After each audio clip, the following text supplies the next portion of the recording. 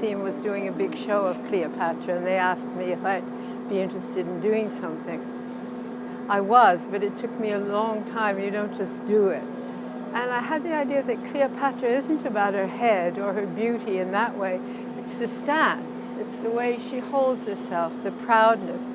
But it's also the willingness to show a certain vulnerability, which is so feminine. For over 30 years, Helaine Blumenfeld has been praised by art critics and museum curators. What can anyone say about Helaine? A force of nature, an extraordinary artist, great contributor, though, beyond her work itself. She's been an incredible advocate for public sculpture, for the arts, and I've been very privileged to experience that firsthand, because for the last few years, she and I have been working together on public sculpture installations at the Fitzwilliam Museum outside our spectacular building, which is almost as spectacular as the Piazza del Duomo here.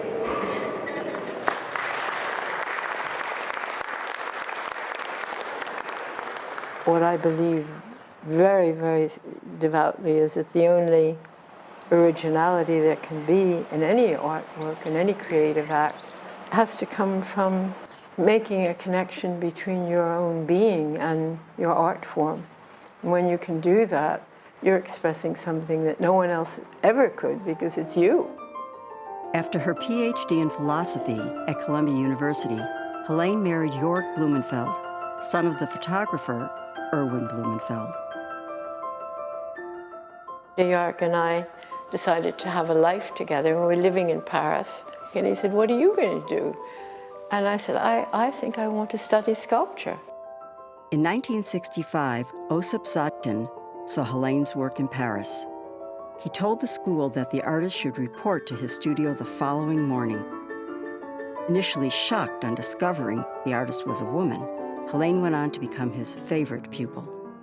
What I learned is the example of a great artist and how they work. I mean, they're blindfolded, they're just absorbed.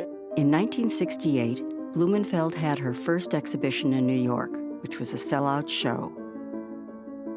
This launched her onto the international stage.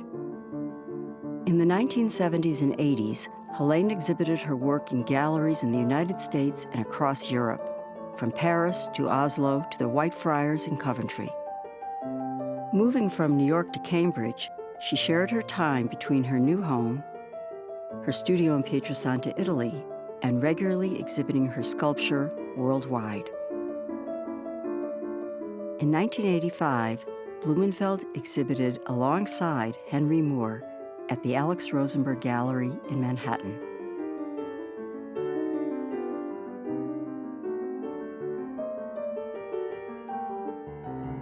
In 1993, she became a member of the Royal British Society of Sculptors and was elected vice president in 2004.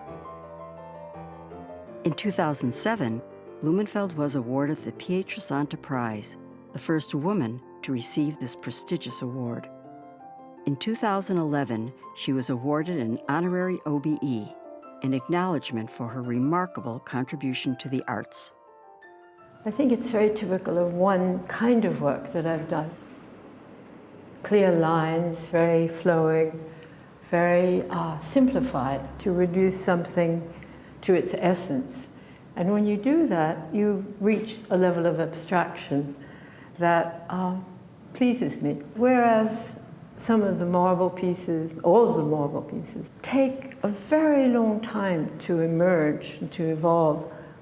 A piece like this could actually happen in a minute.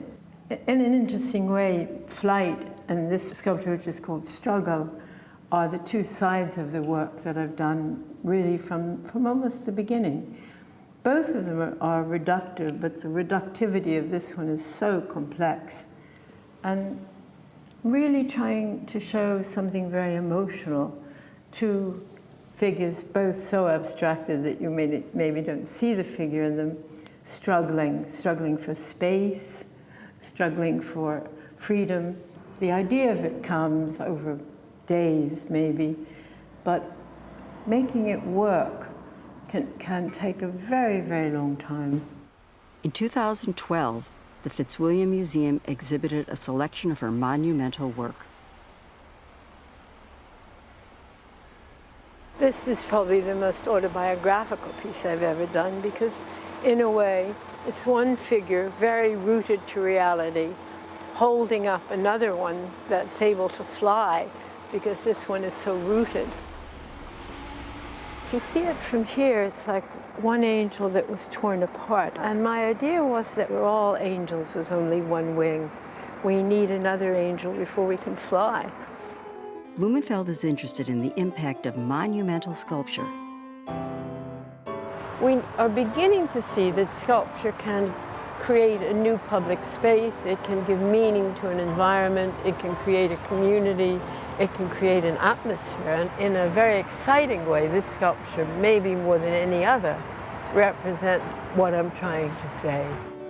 And I tend to do many pieces in the same time frame. And when I think I'm at the right moment, then I know I'm ready to think about a show. And when I actually have the show, that group of work is behind me. I'm liberated. I'm liberated from all the forms, all the ideas I've had, and I'm ready to begin a new group of work. And that is, in a sense, the really exciting moment when you start again. Since 2006, Helaine Blumenfeld has been represented by Robert Bowman Modern, who show her work at exhibitions all over the world and regularly hold solo exhibitions at their London gallery.